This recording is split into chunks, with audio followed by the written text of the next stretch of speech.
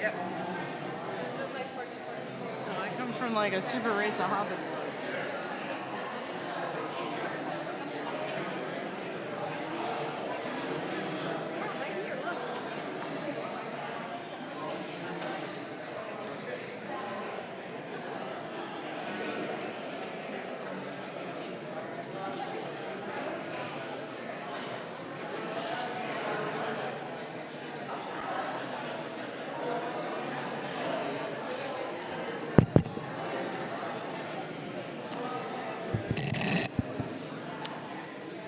Welcome, everybody.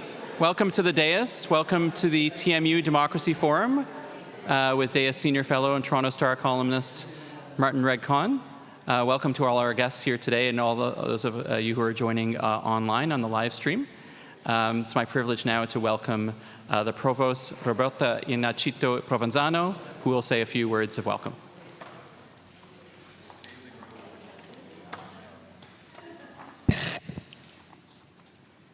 Thank you so much, Kareem.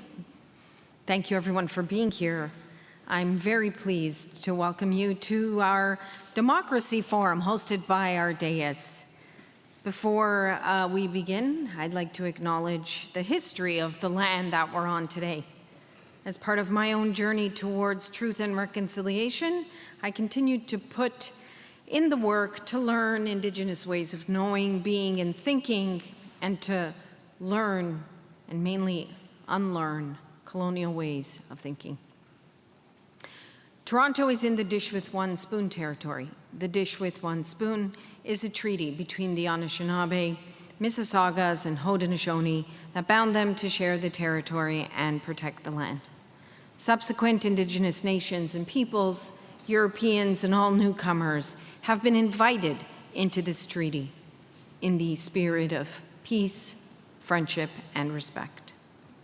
I'm committed to using my leadership role to help indigenize teaching and learning practices and improve support for the Indigenous community at TMU, and I encourage everyone to consider their relationship today to the land and Indigenous peoples.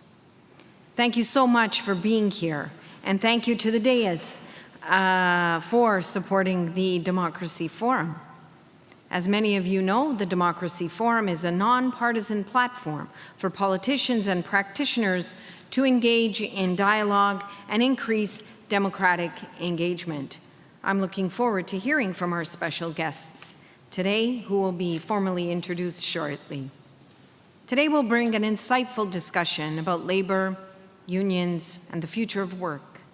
And we'll hear from three leaders of Canada's biggest unions in the private and public sectors. On a very personal note, before I became the provost, I was the vice provost of faculty affairs, and so my life revolved around unions and arbitrations and some grievances, and mainly faculty development with our union partners. So it's really a pleasure and an honor to be here today. As an institution, TMU believes in fostering dialogue and debate, as our teaching, learning, and research are driven by the diversity of ideas and experiences of our community. Our moderator today is Regg Cohn, a political columnist at the Toronto Star covering Queen's Park, and a good friend, founder of the Democracy Forum at TMU. Martin is not only a personal friend, but also a senior fellow at the dais on campus and a senior fellow at the Monk School of Global Affairs and Public Policy at the University of Toronto. He was a foreign correspondent for 11 years in Asia and the Middle East, and also a foreign editor and parliamentary correspondent. I'm very happy to join today, and I'm sure that we'll have a lively and interesting discussion. Without further ado, I'll hand it over to Martin. Thank you very much.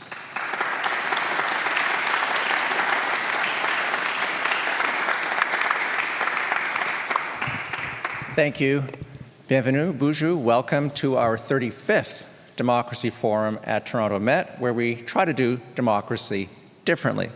And what's different today is what you see on stage. Three labor leaders from three of Canada's biggest unions. They are not your traditional union brothers, straight out of central casting. because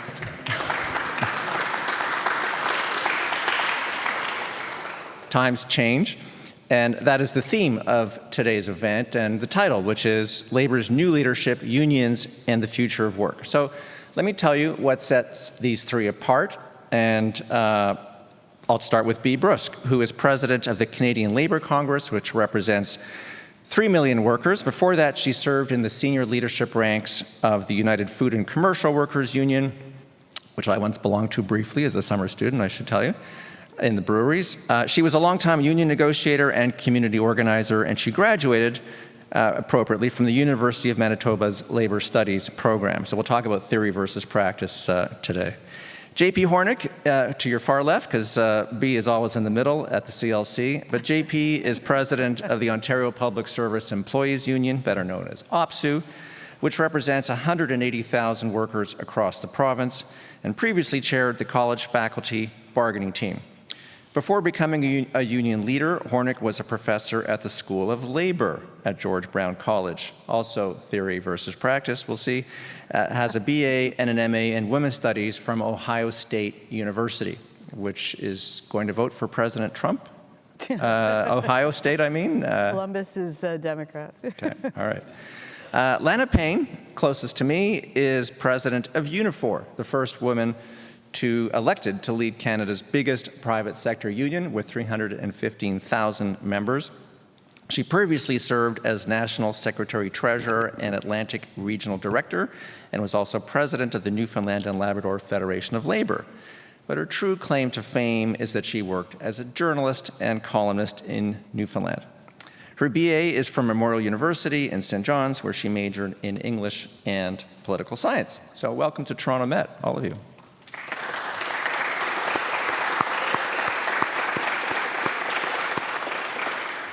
First, a little bit of housekeeping, a reminder to everyone in the audience that you get to ask questions, but you got to let our guests answer the questions.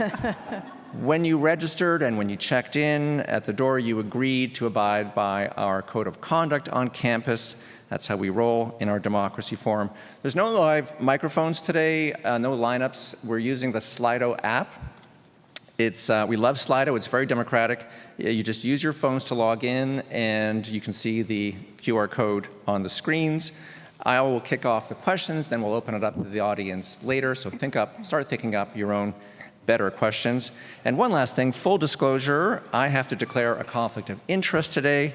I am a proud lifelong union member, and all of us at the Toronto Star are members of Unifor. So if you see me biased in favor of Lana today, I'm just following orders. And the only question is, Lana, do I call you Madame President, or are we brother Madame and sister? President will do just fine. So brother and sister won't work. Okay. I'm kidding.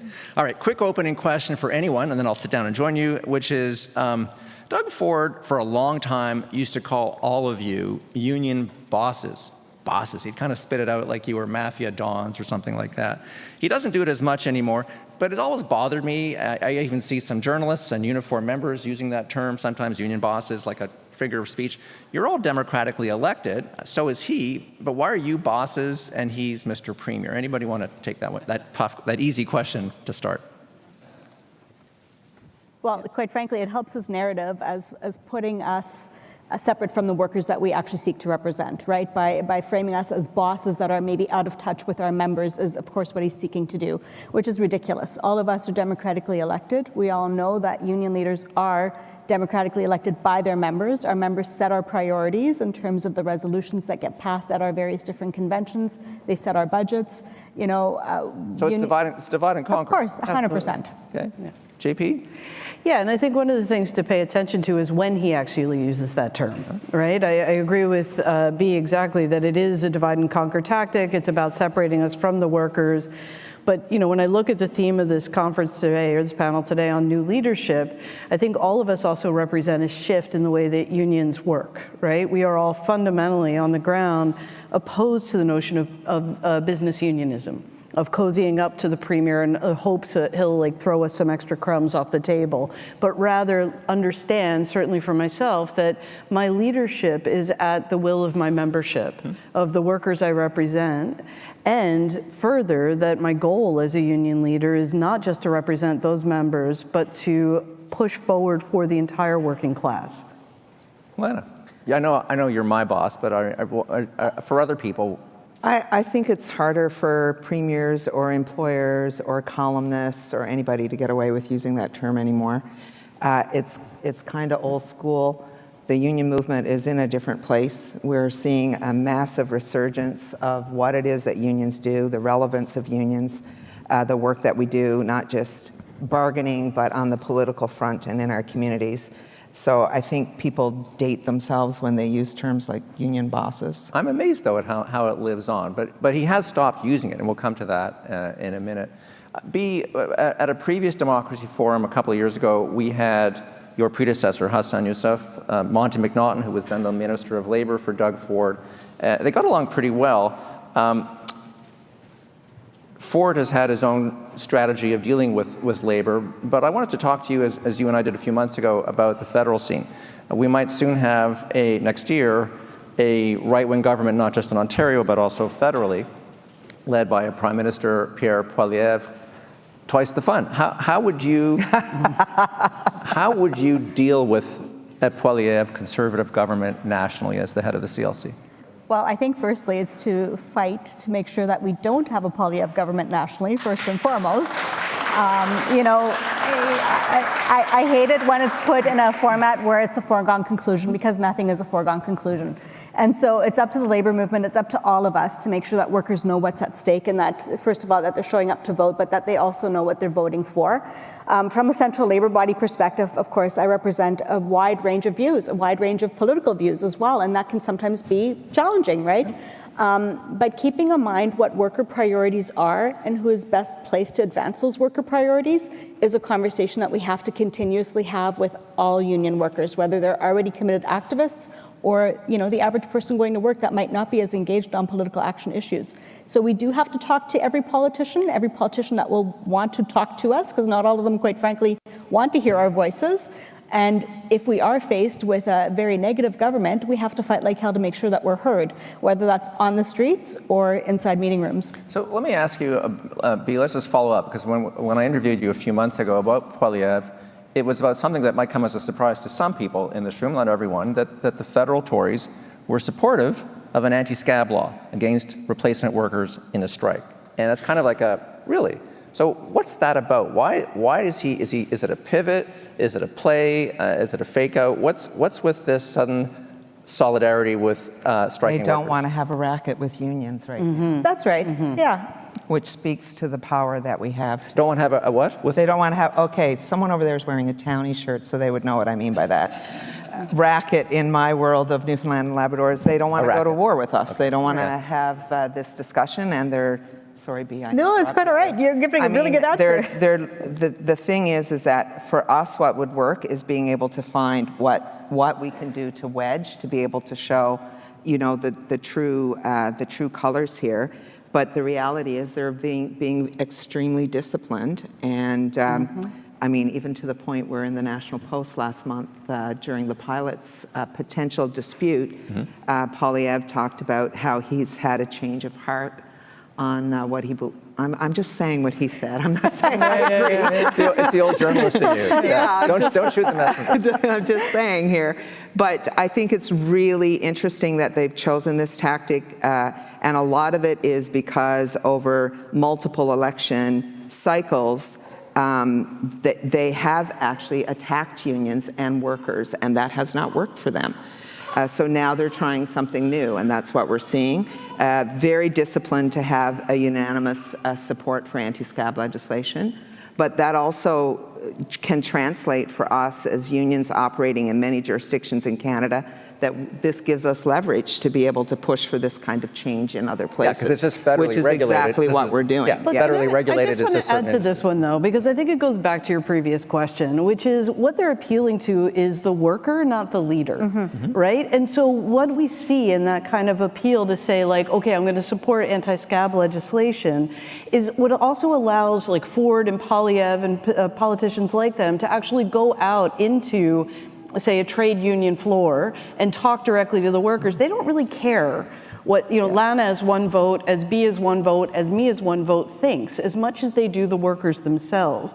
And so to be able to sell that to the workers, the countermeasure on our part becomes educating our workers, our members, on why that promise will be empty, why that promise will be actually false at the end of the day, to remind them of the years of anti-worker legislation or anti-worker sentiment. And I would just add two things. Number one, that legislation would have passed without their support no matter what anyway, so Yes. it was a foregone conclusion.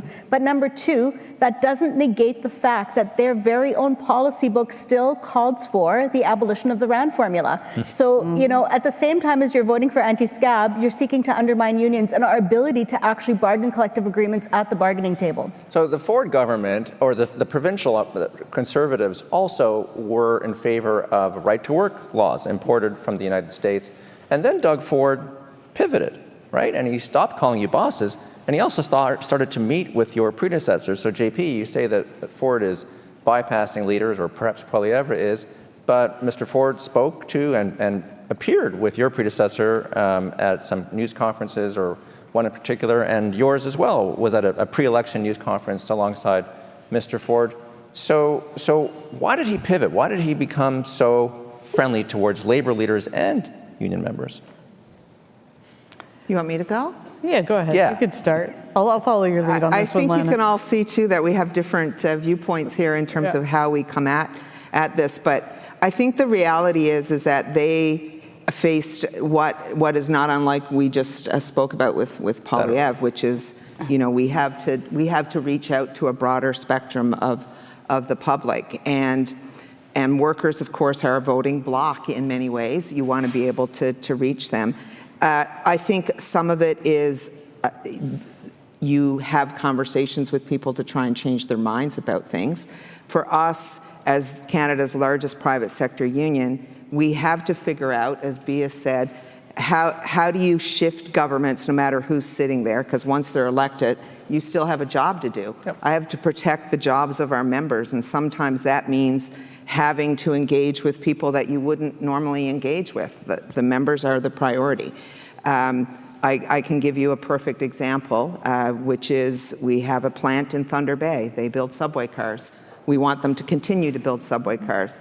This means I have to talk to governments of all political stripes, whether it's the federal government, the provincial government here in Ontario, or the Toronto municipal government, to say, okay, we need you all to support progressive industrial policy in this country. And you've had success in the automotive industry with EV cars and batteries and so on. But Lana, I just want to follow up though on how there's a lot of pivots. It can get kind of dizzying because after the election, Doug Ford quite famously brought in this legislation that would remove the right of CUPE workers, education workers, to strike. And Lana, you, when he pivoted again and backed down and reversed himself and brought in a new law to erase the old law, he thanked Unifor a couple of times in his speech. I remember that stuck out, and I called you up to ask you and interview you what that was about.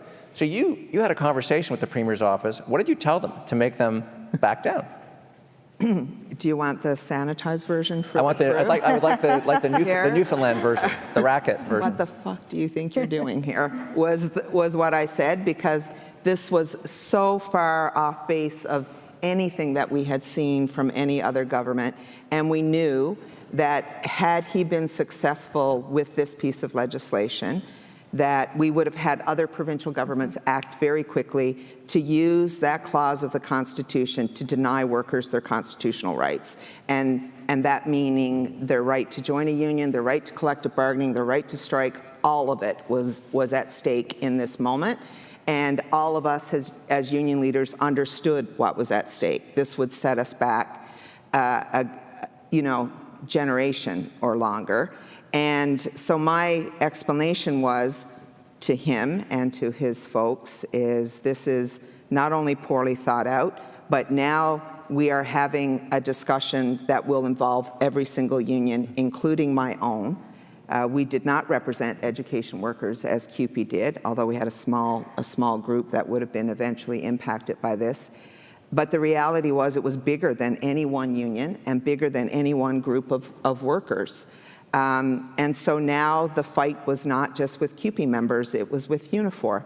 And I had And just gotten elected. how were you going to fight? What were you going to do? Well, he had received a letter from my office and also from our, for example, our chairs of our bargaining committees for the auto sector, in which they explained that they would be shutting down auto plants if this legislation persisted on the books. Yeah. And we had, for the first time, it was the first time we had brought our National Executive Board together after I was elected in August of 2022. And they passed a motion to say whatever we have to do to fight back here. So we all knew we were headed towards a general strike in Ontario. That's how important that moment was. And Unifor was all in. And that meant industry was going to feel the pain of this legislation. We wrote employers, big employers, to say, this may not be your fight directly, but we're taking it to your doorstep. And so you should be making phone calls as well to the Premier's office right now to explain that this is not legislation that you appreciate. So you use all the levers that you have when you're the biggest private sector union in the country. It was that kind of a moment, and we had to win. We had to get that legislation off the books and send a message to every other provincial government or federal government that this was not on, and you touch our rights at your peril. So that's a racket in Newfoundland. That's a racket. Okay. Yes, we were going to have a dust-up, that's for sure. A general strike.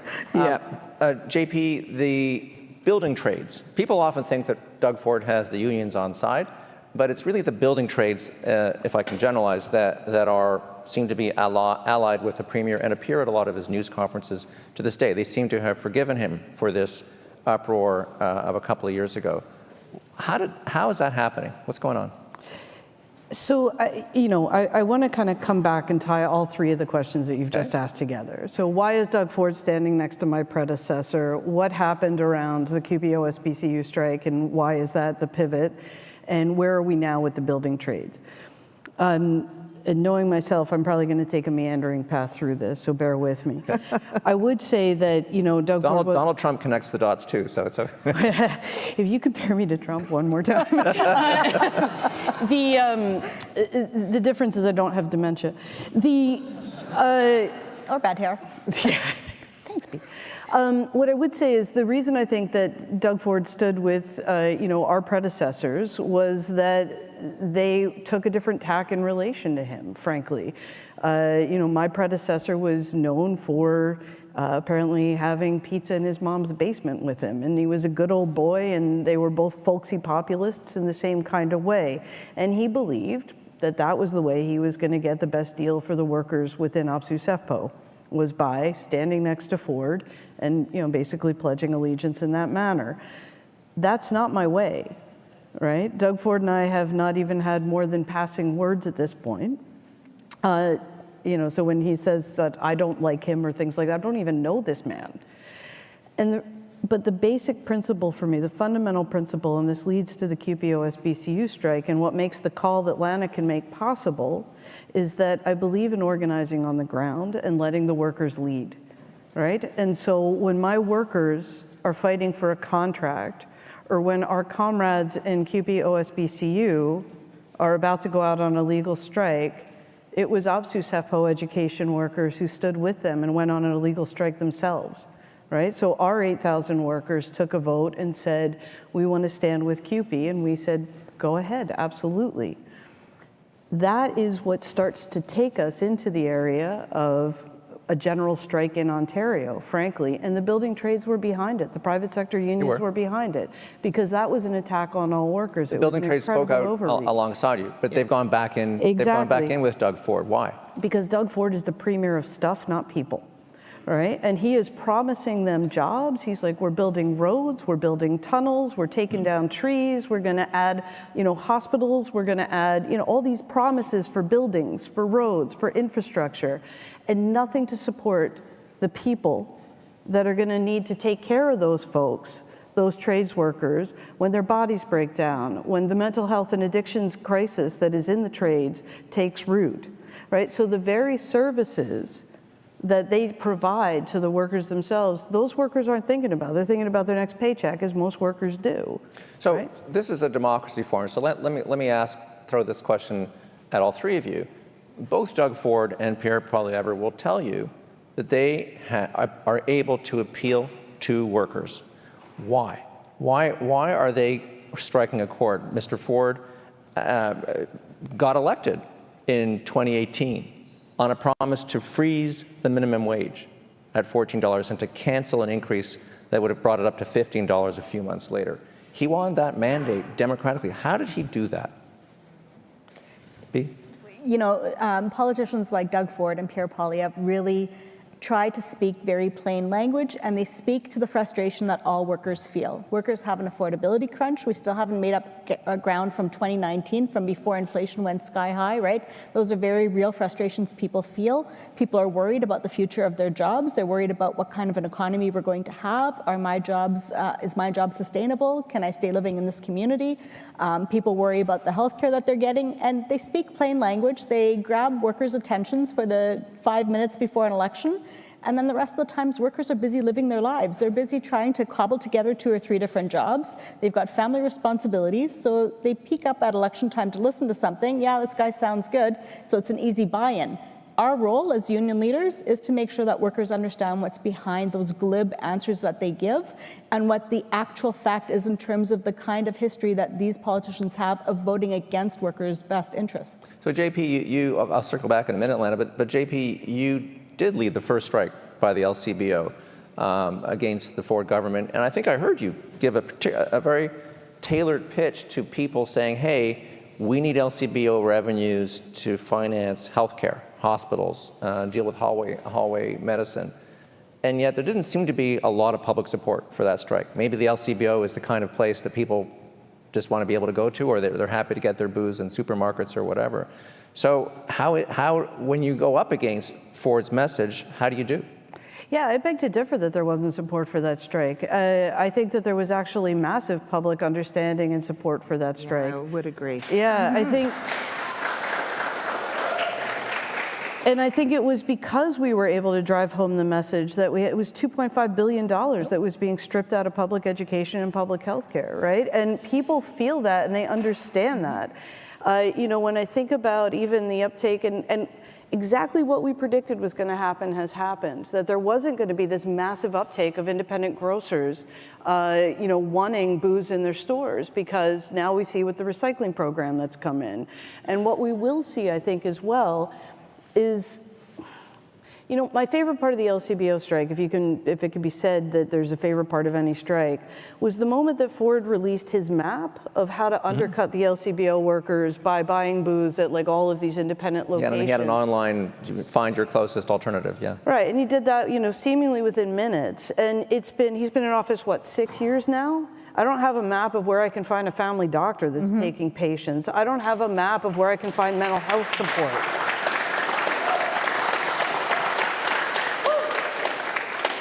And I didn't lead that strike. The bargaining team for the LBED workers led that strike, and I supported them in their bargaining. And what I will say is interesting about those workers, it's the only thing in public service that makes money. And one of the things that Ford gave up when he came into office was the distribution of cannabis was set to be done through the LCBO stores in Ontario. The infrastructure was there, the safety measures were there, the training was there, we were all ready to do it. And that would have brought, as it has in Nova Scotia, literally billions of dollars into public health care and education. And he scrapped it the minute he got into office in favor of a privatized form of this. And what we see again and again and again out of this government, and I would argue what we will see out of a Poilievre government if it came to pass, is the stripping away of anything that is remotely profitable in public service, because their goal is not the support of mass groups of people. Their goal is to consolidate capital at the top for their buddies, because they know they've got this much time in office and they've got to be able to do it quickly. And it's challenge, though, is that he keeps getting reelected. He got reelected 4 years later, and he seems on track for that now. Lana, you were going to say something. Yeah, 2 things. I would say that there was a lot of folks who identified with LCBO workers, because when you take away all of that, at the center of that dispute was quite a number of workers who were part-time, casual, looking for full-time work, and in charging their bargaining committee and their union to find a way to turn those jobs into good jobs for them. Every dispute is generally about that. It is about jobs and improving the working conditions that we have. This one happened to have a bigger policy initiative too, which was to make sure that we were funneling and continuing funneling money into public coffers to be able to pay for the things that we all need.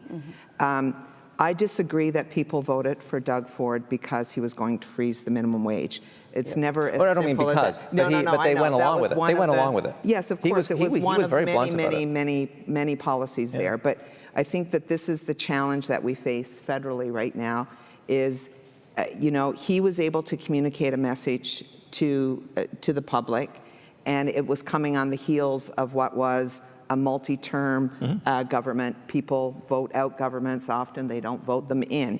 And that's what we're facing right now federally is you plus a very effective campaign by the Conservatives to damage the Trudeau brand. It has been effective, and the Liberals didn't fight back. They allowed it to kind of happen out there, and we're seeing the kind of consequences of that now. But I think politics is more dynamic than one issue or two issues. It's a lot of things that coalesce around election time.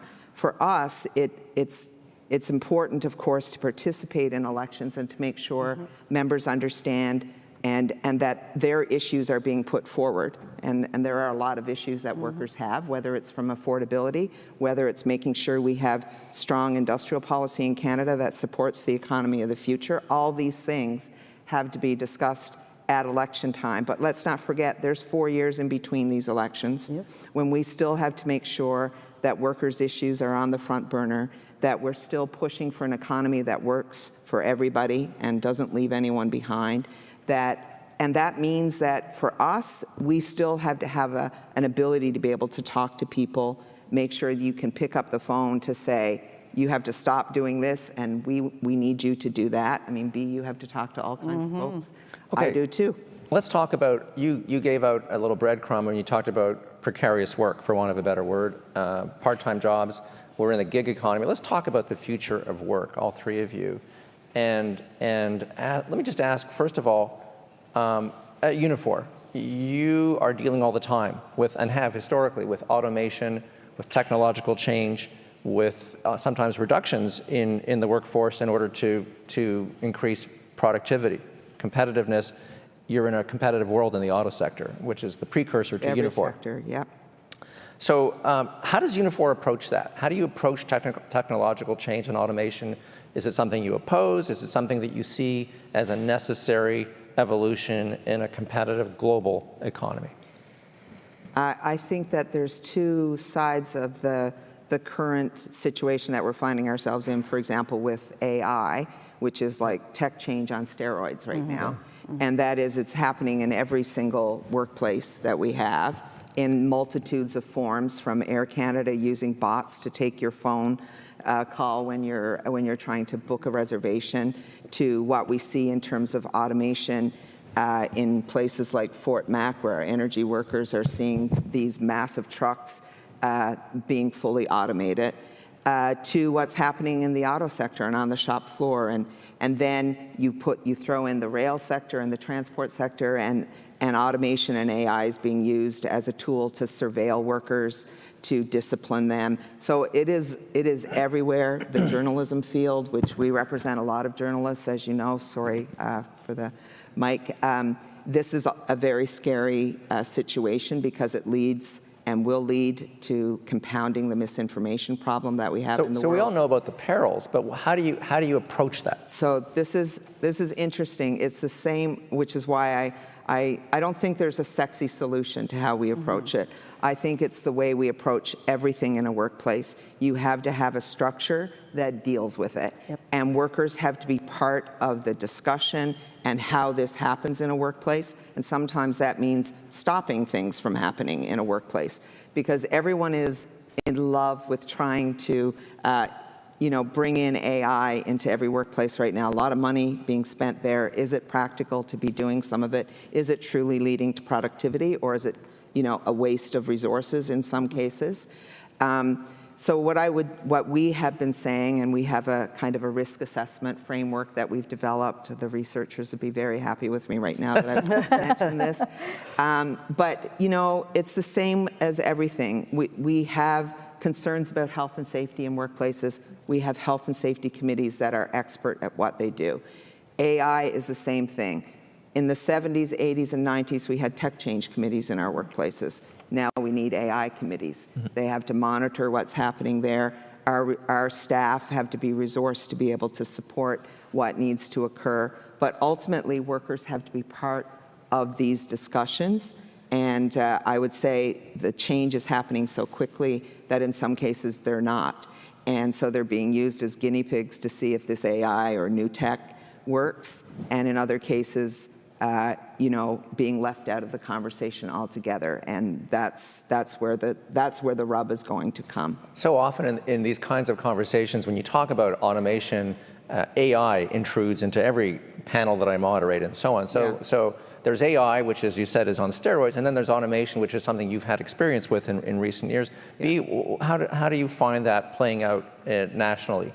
And across industrial sectors, let's park AI for a little bit of a minute and just talk about how unions address technological change. I mean, and one of the unfortunate legacies for journalists is the famous strike in 1964 with the International Typographical Union, which was never settled. It went on until strike pay was yanked in 1971, and that was about stopping photo composition and computerization of newsrooms. And that battle obviously was not one that one wants to perpetuate. But how do you deal with it in modern times in terms of trying to preserve competitiveness, but also give workers their fair share of the profits that arise? Whether we're talking about tech change, AI, automation, nothing is inherently good or bad. It's how we utilize it and how it impacts work and workers themselves that makes it good or bad. So it's up to us to make sure that we are dealing with these issues at bargaining tables, like Lana pointed out, right? Nothing about us without us, right? So making sure that workers' voices are always represented, making sure you have proper notification periods that this is coming down the road. How is it going to be impacting this particular sector, this particular workplace? Coming from a food production union, I've seen where automation can be beneficial, repetitive strain injury kinds of issues, right? Mm-hmm. There are some benefits that can't be undervalued, but at the end of the day, it can't be at the expense of workers' jobs or at the expense of staffing levels, keeping a safe kind of level of staffing as well. So having a framework that addresses it at bargaining tables, making sure that legislative changes and regulations are also put in place, and looking at it from a workplace safety and health view and lens is also critically important. So the philosophical frame is not to oppose, it's to work it out. How can we best use it to our benefit? In some cases, oppose. I do not like having AI being used to surveil workers. That is wrong, and unions should oppose it at all times and with everything that we have. Because absolutely. And the other thing that we have to be aware of is that all of this technology is also resulting in a lot of data, and the data is being held by certain folks in the world. And those are the folks who will have the power and the capital in future. So we have to think about that and what happens with the data that gets collected in our workplaces. JP, I was trying to save AI for you. Lana keeps trying to grab hold of AI, sorry, but go no, ahead. I'm kidding. But your union has a lot of workers in the public service, a lot of whom might be clerical workers, and for whom AI might be just completely engineering them out of jobs. So how does OPSEU approach AI? I don't think there's anything new in AI aside from the concentration of information as capital, right? Like, I will say that. The way in which data, and I would agree with Lana, the way in which the surveillance and then the collection of that data and the storage of that data should be of concern not just to OPSEU SEPO members, but to all of us, frankly. And these are not new conversations. These are conversations I remember having since the mid-90s about our digital image online and how we're being tracked. Yeah. I would also argue that technological innovation and industrial technological revolutions are nothing new under the sun. I mean, you can go back to the automated loom on this, and then the workers' responses to that. We go through these periods, and we are in the midst of one right now. The question is, how do we want to deal with it ethically? How do we want to deal with it in terms of our economic system? There are ways to mitigate the loss of jobs, as Bea was pointing out. Like when you think about who owns the work? What about job sharing? What about, the innovation, technological innovation is often coupled with this notion of our lives will get so much easier. And that has yet to be proven true, right? So when we see innovation, one of the things that we have to ask ourselves is, well, why aren't we really looking at a 4-day work week? Why are we not looking at reducing precarity by, job sharing for young people? Instead, we're really doubling and tripling down on gig economies and creating increased precarity. I would argue that these are foreseeable outcomes for the way in which we're not pursuing the policies that would prevent them. So when you have technological innovation, you have to balance it with, I think, a just transition for those workers. And that has to be both in terms of policy, collective agreements, but also legislatively. Right? And it should be something that's easy for us to see, but because we're engaged in very much these divisive politics of the moment, those are also deliberately created to keep us from coming together, right? And being able to foreground some of those solutions. Okay, speaking of technological change and AI, you're going to see me sometimes looking at my phone. It's not because I'm trying to be rude or on Instagram, it's because I'm looking at Slido to see your questions. And we're at the point where I'd like to break into some questions, but I want to throw one follow-up back at you, which is that we didn't talk much about the precarious economy. I don't much love the word precarity, but it's like the gig economy and part-time work and unstable work that is unpredictable. That's an issue at the LCBO, but maybe for your other members as well, because you have college professors like yourself and jail guards and LCBO workers and clerks. So talk just a little bit about that, the future of that economy, and also what it means after you've enlightened us, what it means for unions. I think, when you look at, and I'm curious as to why you don't like precarity. I need to just... Oh, just the word. I find it a mouthful. Yeah, okay, precarity. Okay. I think if you went out to the line and asked about precarity, some would like the word and some might not. So, yeah. Right. So, when you're looking at, gig work or this kind of part-time economy that we're based on, I mean, one of the things that I think is an issue, it's in every single one of my sectors. College professors, the public college system within Ontario is close to 75 to 80% part-time faculty members. And then when you throw on top of that support staff, you throw that in the university sector, we're seeing the same kind of trends. Certainly the LCBO workers, but we're even talking about healthcare professionals. We're talking about the over-reliance on agency work.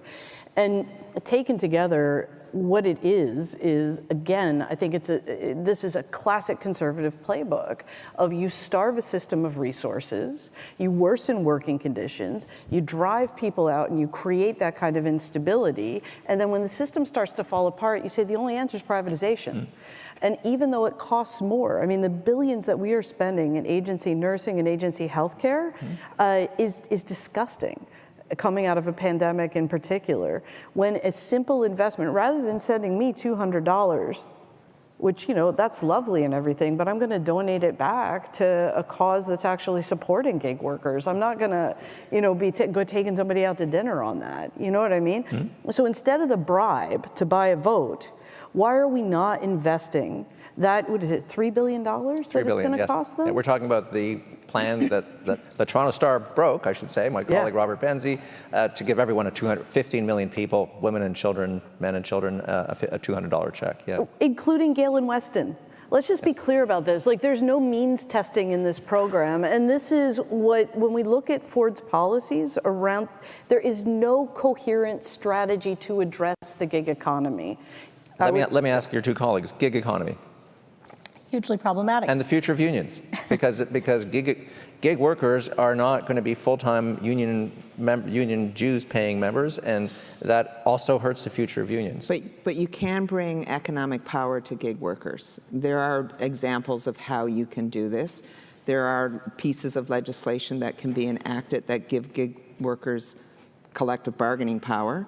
We have lots of folks who are not a traditional employee-employer relationship, in a traditional employee-employer relationship, which would be lovely if we could fix that. But the reality is, it's about, can you have collective bargaining power? Can you use a tool called collective bargaining, the most powerful tool we have as workers, to fix what is happening in the gig economy. And I would argue in Newfoundland and Labrador, a long time ago, independent contractors, those people who operate fishing vessels, got a piece of legislation called the Fishing Industry Collective Bargaining Act, and that changed the course of their lives and their future.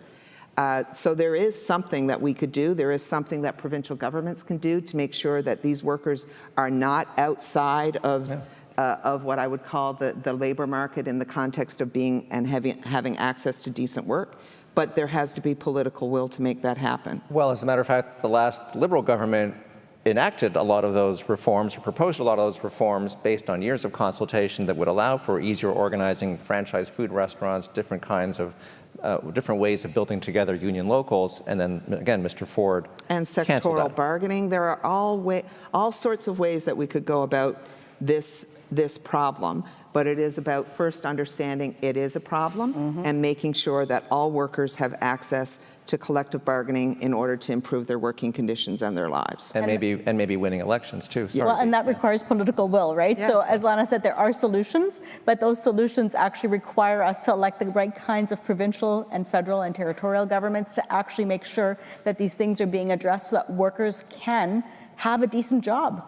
Okay, I want to talk about unions and politicians, but I want to go to questions, and I see one that popped up from Peggy Nash, who is in the audience. And Peggy, as many of you would know... Why am I not surprised that she put the first question in there? It wasn't the first, but I cheated and went right to it first because I saw Peggy's name. And Peggy, as many of you will know, is a former member of Parliament from...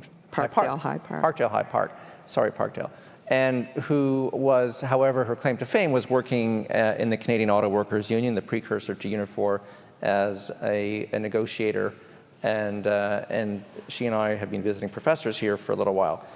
Peggy asks, how do you think the Conservatives will handle a possible Cup W dispute, which could happen quite soon? Cup W being Canadian Union of Postal Workers. I remember that. Bea, what do you think? Well, it'll be interesting to see, won't it? Considering that when the airline pilots were potentially striking, there was a lot of radio silence from the Poilievre camp. So it'll be interesting to see because that could happen as soon as Sunday night on November 3rd. They are at the bargaining table trying to reach a deal and having a heck of a time trying to get concessions off the table that are currently on the table. So, you know, every single time it came down to it, though, Poilievre has voted to send workers back to work. And I would expect no different in this particular case either. I'm glad you mentioned Air Canada workers because when they had a deal, I believe that the head of the Air Canada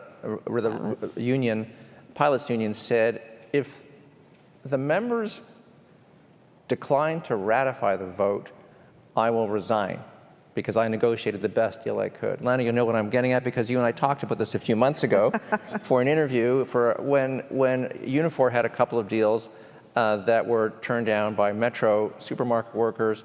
In BC, the port workers also rejected a deal that was organized by their union locals. I'm a big believer, just educate me, Democracy Forum, I'm a big believer in representative democracy. You can't have a referendum for everything. You elect the best people to get the best deal for you in the legislature and at your union. And you said, no, that's wrong. Tell me what your philosophy is. Well, I mean, obviously, we want our members to support their bargaining committees. That is, you know, a core. Please support us. Yes. Yes, please support the bargaining committees. Notwithstanding what you're about to say. And of course, we have over 3,000 bargaining committees in Unifor doing the work of members in workplaces across the country. But when they vote no.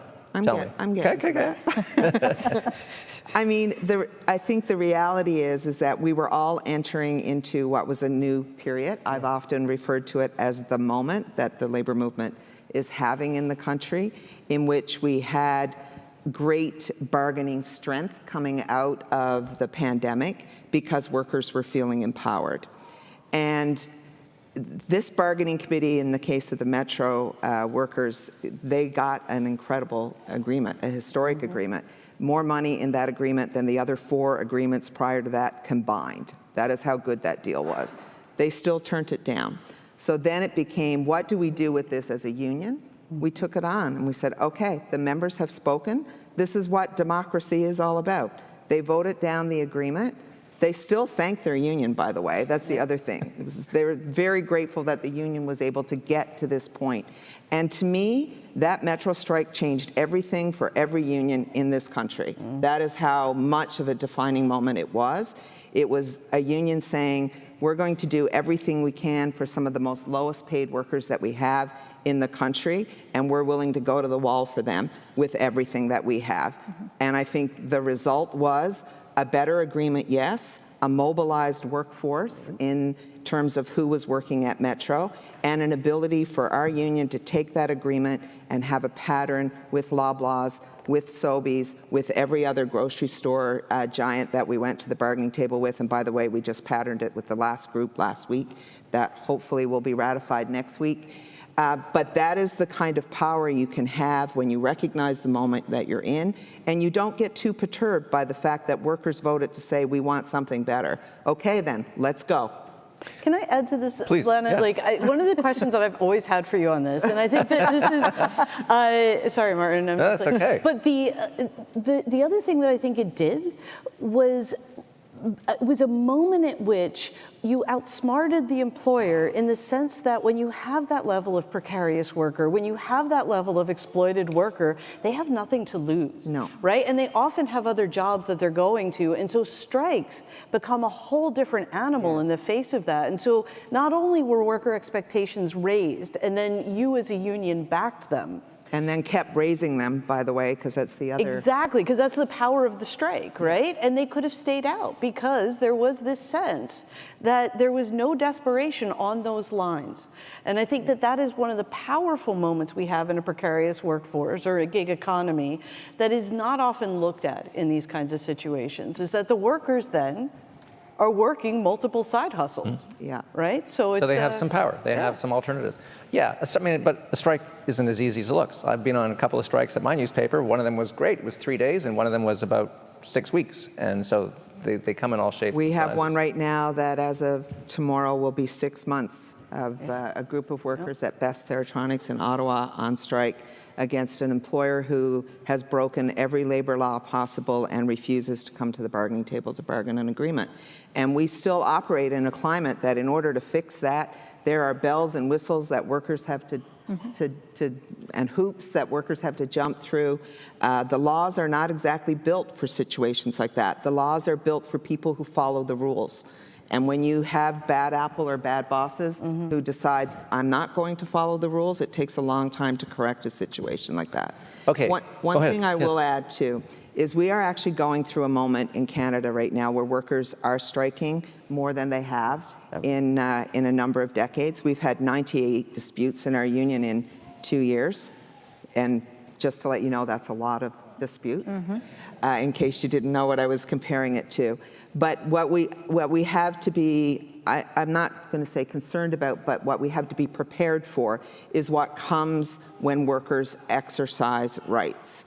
They're at the most at risk when we exercise those rights. So we have to make sure we're defending them, we're protecting those rights. And there is a concerted effort in Canada right now, particularly by big employers like Bell Canada, like the rail companies, like Air Canada, all those who are part of the federal jurisdiction. WestJet. Fedco, WestJet, all of them, where they have a little club, and their club is basically doing everything they can to try and erode the right to strike because they're mad about anti-scab legislation. They're extremely mad about anti-scab legislation. So instead of going after that, they're going after the whole kit and caboodle here to try and weaken the right to strike, which will weaken collective bargaining and will weaken labor rights. And they've even taken this to internationally to the International Court of Justice, and there's going to be a big decision made there eventually around whether the right to strike is actually truly part of freedom of association under the ILO. So there's a lot of things happening in the background. When workers exercise rights, there are things that happen by employers to try and limit those rights, and that's happening right now in Canada, in case you weren't aware. Yeah, and I would just add to that, because I think it's a really important point to make, that at the federal level, at the federal jurisdiction level, what we are really worried about is that a lot of employers are choosing to not really bargain seriously at the bargaining table, right? They're waiting it out and waiting to see whether or not binding Right. arbitration is going to be imposed. Do they actually have to get down to brass tacks and bargain seriously, or is government going to be prepared to do that job for them? And that's a really critical piece that we can't be losing sight of in this. And we saw that in the WestJet strike, Yeah. I think. WestJet strike. Okay, question from Rachel. How do we break down the barriers in the corporate world? With rampant unpaid overtime and mental health issues, how can we foster solidarity with these workers? Bea, why don't you?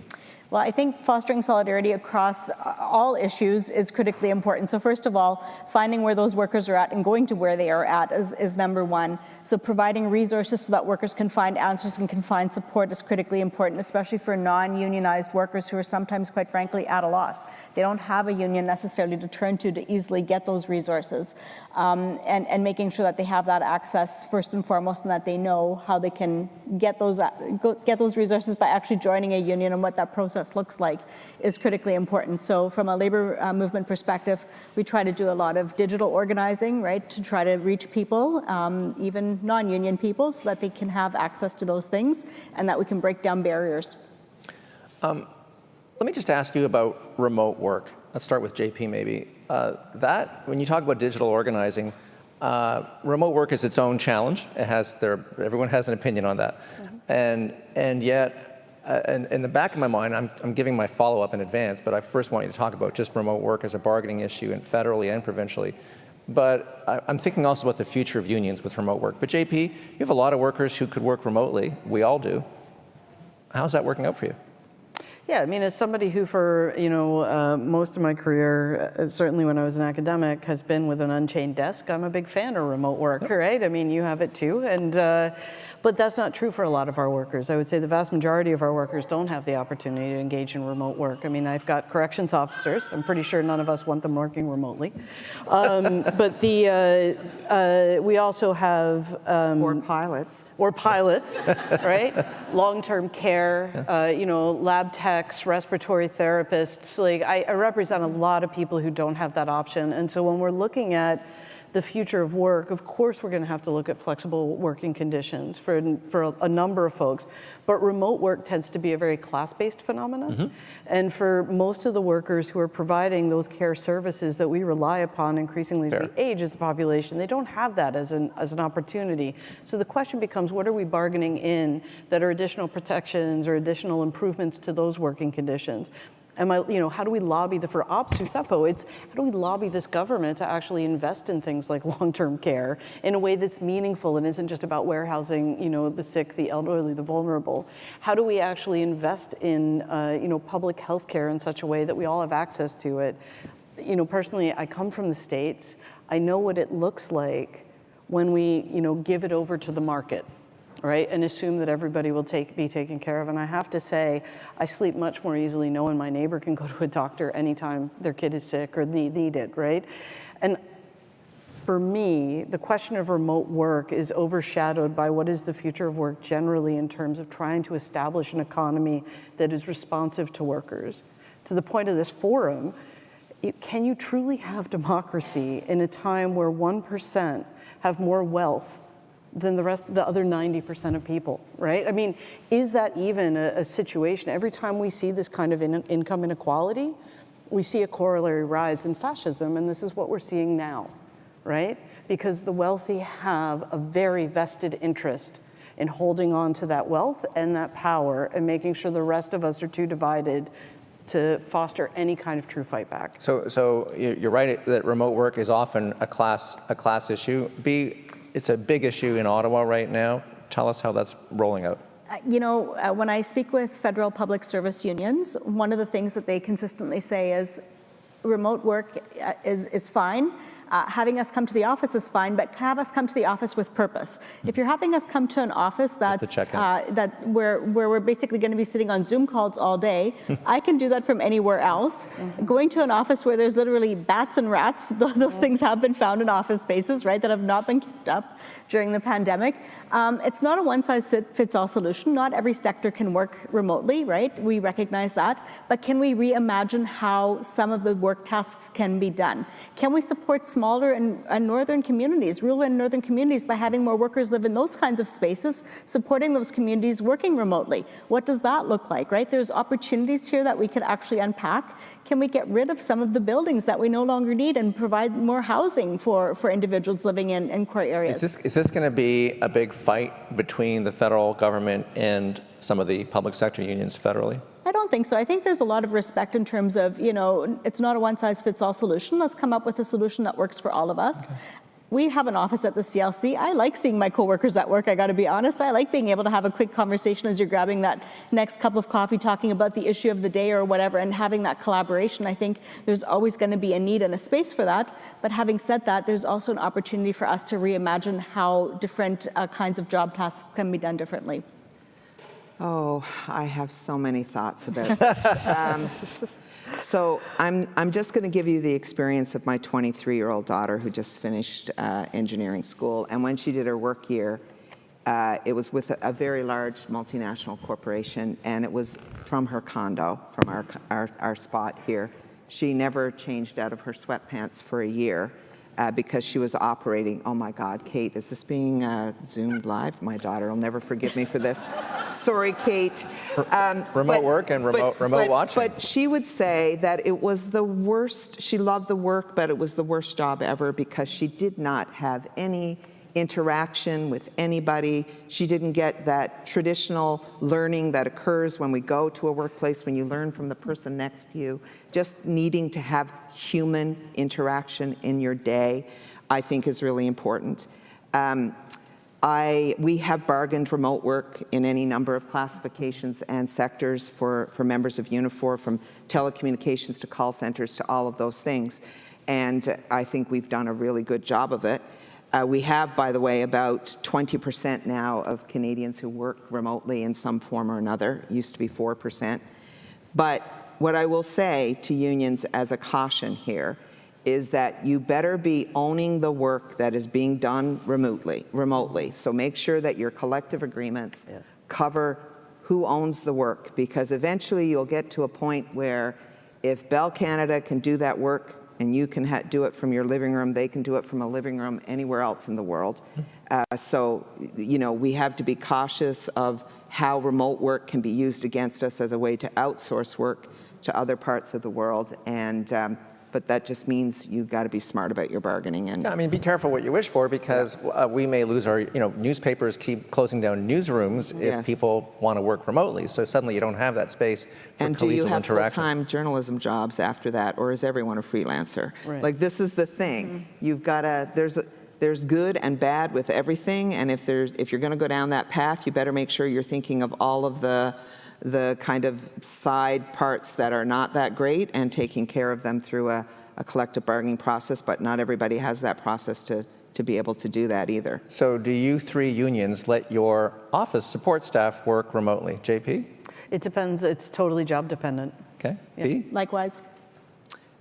Yes, Okay. but it is defined, very much so, defined. Right. And a lot of our staff work all over the place because of the nature of the work that they do. Yeah. But I do like seeing them in the office, I have to say. Otherwise, I don't get to see them very often. Okay, question from Tricia Williams. We're moving into a future with more shortages of labor and skills. How can unions leverage this for the benefit of workers? Supply and demand of skills. Mm-hmm. JP, you're nodding vigorously. Oh, I think it goes back to what I was saying earlier around, what are the other modifications we can make to how work is organized, right? It's job sharing possibilities. Are there, hours of work possibilities? Certainly, whenever there's a shortage of work, it leads to strength in unions because, and improvements to, salaries, benefits, et cetera, because there's a desperate need for it. But, that's also going to be coupled against immigration policy and, right now, we're also seeing a rise in xenophobia that is a challenge for unions in the face of this. So this, to me, seems to follow a historical pattern. And, when we have a labor shortage or a so-called labor shortage, it is time for, workers expect more right now, not just because of the labor shortage, but also because we've been so hard done by for decades. I mean, I remember in the Air Canada flight attendants, were asked to take a pay cut. What was it, in 2010, I want to say, somewhere in that neighborhood? And they never made that up, right? The assumption is, Bill 124, I mean, we've had to fight like hell in Ontario to get back the wage adjustments, not just, that was the wage freeze at 1% for all public service workers, but it's not as though that was applied evenly as a result of the charter challenge that found it violated the charter twice, right? My broader public service sector, violence against women, shelter workers, mental health care workers. Like, these are folks that have never made up that time. And so when you see things like South Riverdale here in Toronto, which I just heard has reached a tentative agreement, that's over the wages that have been frozen for years at a time where the inflation rate was near 14% for that same period. So, workers need to realize not just this particular moment of the labor shortage, but we're also making up a ton of lost time. And I think it is literally the time where unions need to be fighting the hardest on this stuff. Yeah, I mean, catch up you never catch up, and after Ford froze the minimum wage for almost 3 years, it's now $17.20, I think, but it would have been about over $18 if he hadn't frozen it at the time. Here's a question that I wanted to pose. How do we repair and reinvigorate and improve the public perception of labor unions and union workers? Bea. Well, we just had a recent survey, and what's interesting about that survey is that of non-unionized workers, 3 out of 5 said that belonging to a union would be a very good thing, and given the choice, they would want to belong to a union.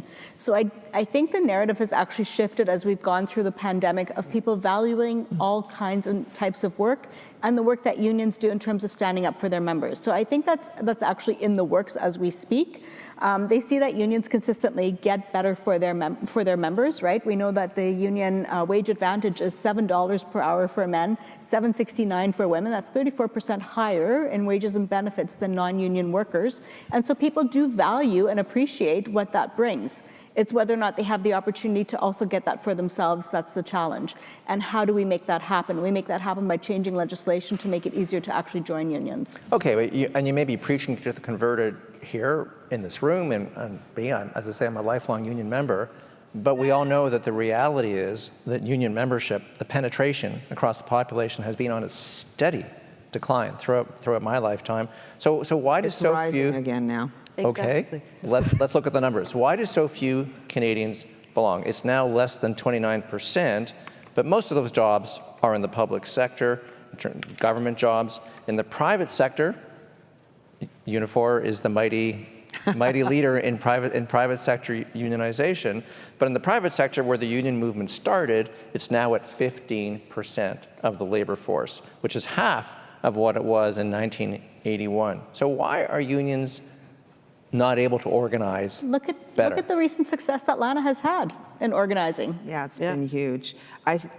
So as much as we've had a collective bargaining moment in unions, we've had an organizing moment. This is coming out of the pandemic. Unions were able to show the world, this is what we can do to change things for workers. We convinced governments, for goodness sakes, to invent programs overnight to support Canadians. This was in large part because of organized labor.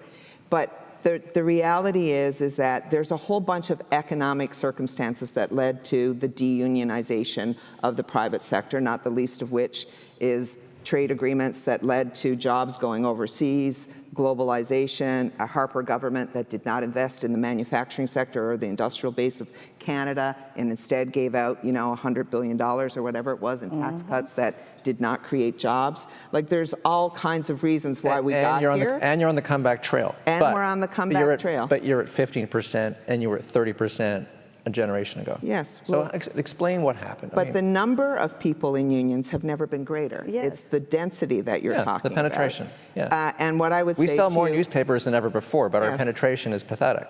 But also, why do you think I keep talking about industrial policy for the country? Because we need these kinds of jobs for Canadians. We need these kinds of jobs for our economy. And they're often, the ones that get unionized because they are in the industrial heartland. And people, you know, that's the way it works out. But we've had to go after non-traditional workplaces as well, things that you are tough to organize because they're very, you know, large multinational employers, whether it's Amazon or Walmart, and we've just broken that. For the first time, we have organized Walmart workers in a warehouse, 900 of them in Canada. It's huge. We have a vote in the box in British Columbia for an Amazon warehouse. Amazon workers with CSN in Quebec have organized. So there is a shift happening here. By the way, warehouses are the factories of today. There's no doubt about it. What is going on, the sheer number of people employed in the warehouse logistics part of the economy. And unions have had a strategy, not just my union, to get into those spaces and to organize those workers and to give them a chance at decent work and decent working conditions. And we're just going to keep going. It's why we allocate a lot of millions of dollars a year to organizing new workers, because they deserve to be able to have a union at work to improve their lot in life, just like everybody else. Just a very quick follow-up on remote work again. How does that affect unionization if people are sitting at home instead of gathering around what we used to call the water cooler? Now it's the computer printer. Now you might know why I'm not like a huge fan of remote work. That's what I was wondering. Yeah, I mean, I get it. We've got to do it. We bargain it. It allows flexibility. There's all kinds of benefits to it, but it is harder to reach people. Yeah. But can I also say, look at this panel, all right? There's two, like, you're talking about 1981 to today. If you come to us in, you know, another 30 years, it's going to look, union density is going to look a lot different again, because these are generational shifts. And what happened in 1981 was exactly the shift in, you know, the Thatcher, Mulrooney, Reagan years. Let's be real about that. It's a lot harder to organize into a union than it was in 1981. But the second thing is, the next generation of leaders that are coming are going to know how to digitally organize in a way that none of us can even anticipate. Okay, I have a question here that has anticipated your comments, and the question is, what, if any, shift in attitudes have you noticed among your younger members in terms of openness and or enthusiasm for labor advocacy? Thank God they love unions. Yes. Yeah. That's what I would say right now, because we need them more than ever. That young workers are bringing something that, I mean, they always bring something special to the union. It's an energy and ideas and a new way of looking at the world that we all need to embrace. Unions cannot remain static in any way, shape, or form. We have to change, we have to evolve, we have to become more transparent, more democratic, all of the things to make us relevant to working people in all the spaces that they come from. Young workers, all workers, workers from every equity-seeking community that we have. We have to make sure that we're relevant in those places. And I would say young workers right now have seen, because they're growing up in a time where many of them don't think they're ever going to own a home. They're growing up in a time where they don't think they're going to own a car, it's very often. They're faced with climate change and a whole bunch of crises that is making their world very complicated and very difficult. So unions, I would say, can be the catalyst and the vehicle that they can use to try and make some of that world around them a little bit better. It is a powerful vehicle, not just to change the conditions of work, but to change the conditions of the world. So a follow-up question here from the audience. We're talking about work and workers. How do we support the next generation of politicians and leaders to be connected to labor from workers? So the leadership question. Well, we support people who want to run for politics. Yeah. This is helpful. Peggy Nash. I think young workers don't just look at themselves as workers, but they do understand themselves as workers. And I think that encouraging and see themselves not just in the world of work, but I think in the larger world.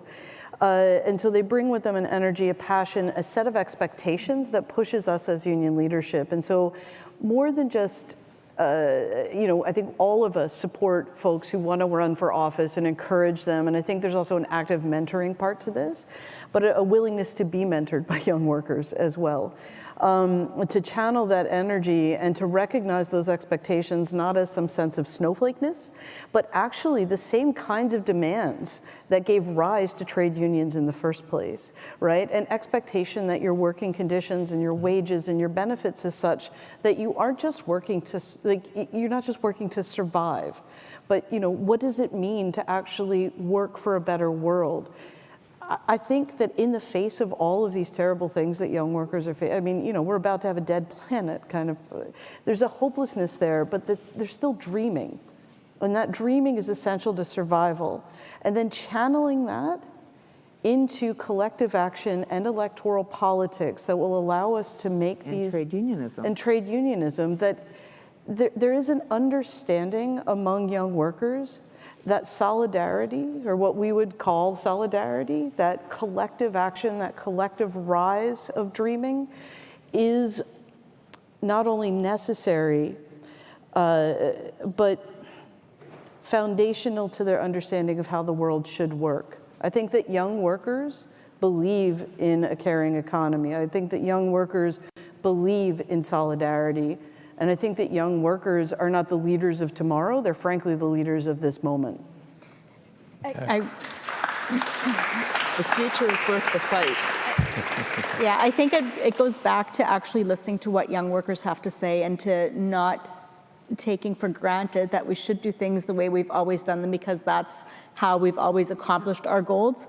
It's to actually take that step back and know what we don't know, and by really opening up and listening and having them take the lead, quite frankly. Here's a question from Mike Perry. How do we have a specific and intentional conversation with workers who are supporting the far right these days? Okay, it's easy to blame Doug Ford or Pierre Poilievre, but how do you, as leaders, as the new generation of leaders, how do you talk to people who are drawn to the far right, or let's say the right? You find them where they are, right? I have family members that are voting for Trump. I need to say that, right? That have bought in. We are a working class family who is sold on the notion of, nationalism, of xenophobia, of pointing fingers.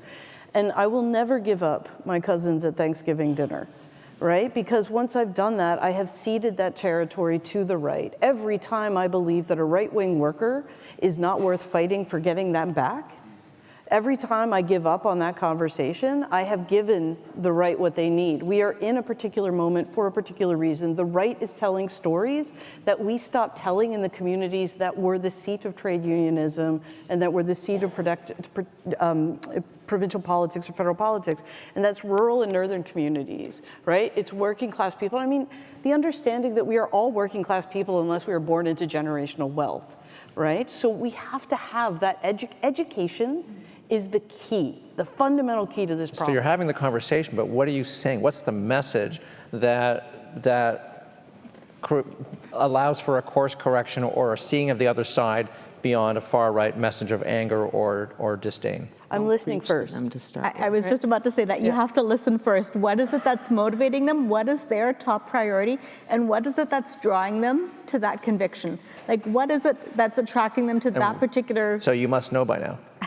Well, not always, because it changes, right, depending on who you're talking to and what their motivation is, okay, right? But Donald Trump has been around since 2016, and Pierre Poilievre... Understood, but why people are voting for him differs. It's not all the same, right? It differs based on gender, based on geographic location, based on a whole bunch of different things, right? So first of all, listen and know what you don't know, and then understand where they're coming from. There's often fear-driven, and they want a strong person as they view it, right, to take care of them, except that every single policy he's going to put forward is going to negate everything that you're looking for. So first of all, listen, and then answer that with facts, and just engage in the conversation and don't ever stop talking, like JP said, because if you stop talking, you've lost them forever. I'm listening closely because you keep saying what I always say, know what you don't know. So I love that phrase. You kept saying you had a couple of interventions. Don't preach to workers. Yeah. Don't ever preach to workers. Listening is actually really important, but it also means you got to be out there. Yep. Go to workplaces, be where they are, listen to what they're saying, and yes, have a conversation. By the way, yeah, there's only one of me, and we have 3,000, 4,000 workplaces out there, so there's only so much of this that you can do. But it is, all of our staff are doing this too. It is about making sure that, first of all, they trust and have confidence in their union, and once they have that, a conversation can be had that's much different. But if they're not having confidence in what it is you can do as a union and what you're doing for them, you're already starting off at a deficit. So it's a number of things, and I think the reality is the rise of Trumpism. I mean, we like to analyze this as the populist kind of movement, all of those things, but he started talking about rebuilding the industrial base of America. Was he going to do it? Fuck no. No. But the reality is that is where he started. He said we have to build jobs back to where it is that people live.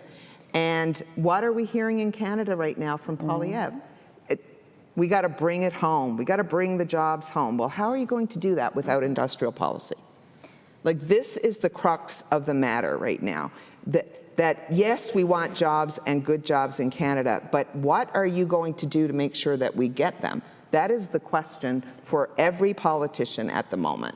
And you have worked very hard at Unifor in terms of getting federal investments from Justin Trudeau, but also from Doug Ford, yes, who has coughed up a lot of money. Yep. How do you do it? I persuade and cajole. Would that be helpful as an answer? No. But yes, persuading and cajoling helps.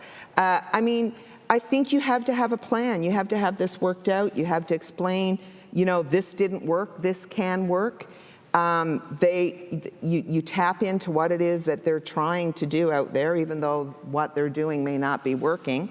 And do everything you can with your members. Our members talk industrial policy. They talk about investing in auto. They understand what that industry needs to look like for the future, the same way that our energy folks, we have a big thing we're going to announce next week on that.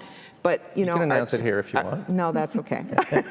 Our telecommunications members, it's about getting the members of the union involved in what it is that their industry should look like in order to meet their needs, and then convincing politicians along the pathway of that. And in fairness, and I did confess that I was deeply conflicted, Unifor has historically had a pretty good economic research arm that Yes. that has Still do. that has been persuasive. Yep. But I think I would add to that as well. It's one thing for the three of us sitting up on stage here to speak with the average worker, and we do. We all go to lots of workplaces. We engage with workers on a regular basis.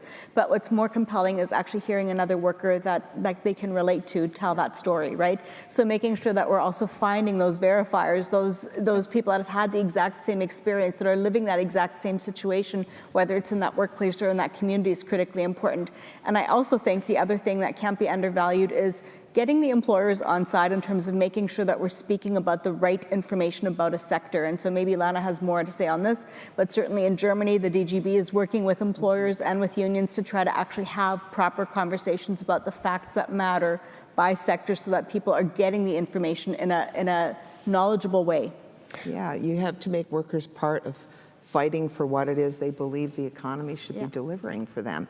And I mean, we just launched an aerospace policy, industrial policy, which is exactly about this. What do we have to do to train up folks? What are the jobs that are going to be available here? Is the sector on the decline? And if it is, what do we got to do to build it back up in Canada and make sure that we're protecting and building jobs in that sector for the next generation of workers? Okay, one last question. No standing still here. One last question from the floor because Bea tipped her hand. The question is, in Germany, because you said Germany, the workers have a seat at the board table. Is this a viable option for more worker power in Canada? And if not, why not? Well, I love the work councils that Germany has, right? Any employer with 5 or more employees is legally required to provide an opportunity for worker input. That doesn't necessarily negate the importance of unions and actually having collective bargaining power in a more forceful kind of way. But having employers have to respect their workers by having to regularly meet with them and address workplace issues is critically important. And we absolutely should be instituting something like that here. That doesn't take the place of actually having a collective agreement in hand and that's the gold standard. That's what you want to look for at all times. I'm old enough to remember when people talked about tripartism, but I don't think it had much traction with labor, government, and There's and different business. versions of this already in Canada. I mean, we negotiate, I wouldn't call them work councils because there's nothing that can replace collective bargaining. But you have to know where an industry is headed and where the people who own the business think it's headed. You have And to have good economic research. you do, and you have to, so for example, in auto and other sectors, we have quarterly meetings, not about necessarily workplace issues, but about the sector itself and where they're headed so that we can try and influence some of that. You're not talking to people, you can't influence what decisions get made. Like, this is part of, a challenge that we always have in the private sector. Of course, we bargain hard with employers, but at the same time, we have to be able to influence what they're doing there. So a question for each of you about union solidarity and union transparency. Each of you, in a way, had interesting predecessors. B. Hassan Youssef worked closely with the Liberal government and the Conservative government on an important issue, pension reform, and had some success and was made a senator. And some people said he was too close. Your predecessor, Jerry Dias, left under a cloud, and you're president today because he had to leave early, and there were some serious questions of transparency at Unifor, my union. JP, you and I first talked years ago when you were commenting on some of the activities of your predecessor, Smokey Thomas, who your union is now suing to recover lost funds, or him and a few other union officers. So what happened in terms of, is there a tension between union solidarity and transparency about getting the information out and having accountability in unions? Okay, so one of the things that I will say on this is, Lana, you had said earlier, we have to work together because, they have a club. We have a House of Labor, right? And when I was elected, one of the things that had happened was OPSEU had seen itself mostly as an island, right? That, and I like to think of it as union navel gazing. Right? Union navel gazing. This kind of notion of if, we are only in it for our members, there is no connection to other unions, the outside world, the larger labor movement, certainly. And, when I was elected, I said, we're not just in the House of Labor, we're here to help with the renovations. And I think that one of the things that we need to recognize as a shift in labor is the notion that we need to be united, not just nationally, but internationally. Certainly I would welcome Unifor back in the House as full roomies. I knew this was going to end up on my plate one way or another. Yeah. No pressure at all, Lana. No, but I also think, regardless of the official policy, like what I can say is that, I know that I can call Lana at any time and have a conversation about what we're going to do to work together and what ways we can foreground the workers' movement. I know that I could reach out. Like, we're no longer in isolation within OPSEU because workers are not in isolation from one another, but the attacks are on us all. Yeah. Okay, so we're almost out of time, and we're going to save Lana by asking her not about her predecessor, but about what JP just raised. So blame JP, not me. Three of you are a great team as panelists, but there is not solidarity in the sense that Unifor, as many of you might know, is no longer in the Canadian Labour Congress and hasn't gone back in, or to the Ontario Federation of Labour. How's that going? How's it going, Bea? Listen, I love sitting right next to my union sister here, and I will say this, when it counts, we are all together. When Doug Ford took on labor, as Lana talked about earlier with Bill 28, with the lowest paid education workers in this province, every single union showed up, from every trade union to every public sector to every private sector union, and that's what matters at the end of the day. I would say that from our point of view, and I think that probably our collective leadership has shown this, where the officialdom of being part of the CLC is one thing, but it is what you do every single day to build solidarity, to bring workers together, to make sure you're there for each other. This is a thing of vigilance. Solidarity is an action, and you have to show up for people. And I think we show up for people. We have great relationships with other unions. We're going to continue having great relationships with other unions because the problems of the world are great, and it takes all of us to build the better world that we all believe in. We talked about right to work earlier, but right to work is all about union dues. And so you guys are talking and sitting beside each other, but you're not paying union dues to the CLC. So you're saving us money. It's a voluntary thing, you see. So how much longer, Bea, do you think you'll have to wait? Well, we'll have to wait and see. All right. On that note, they're marching together, but the march of time is upon us, so we're out of time. I want to just quickly thank Lana Payne, Bea Bruske, and Bruske, I should say, and JP Hornick for coming today, and thank all of you for being so democratic. And Kareem, over to you for a formal thank you.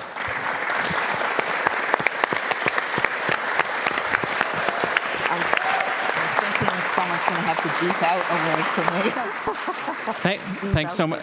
Thanks so much to all of you. Thank you to Martin Regg Cohn, our Deas Senior Fellow, and to all of you for coming to our TMU Democracy Forum. I want to make a special thanks to the TMU facilities folks, to Brian Brose and the AAV team, to Mike Hollins and the security team, and I think a special thank you you saw when you came in the door, and you've been seeing throughout the room all the members of the Deas.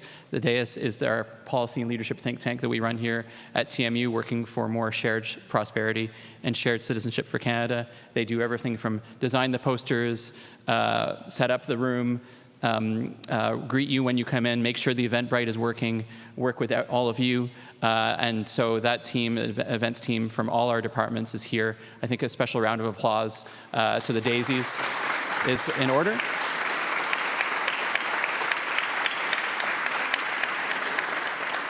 And join us, can I say this, Martin?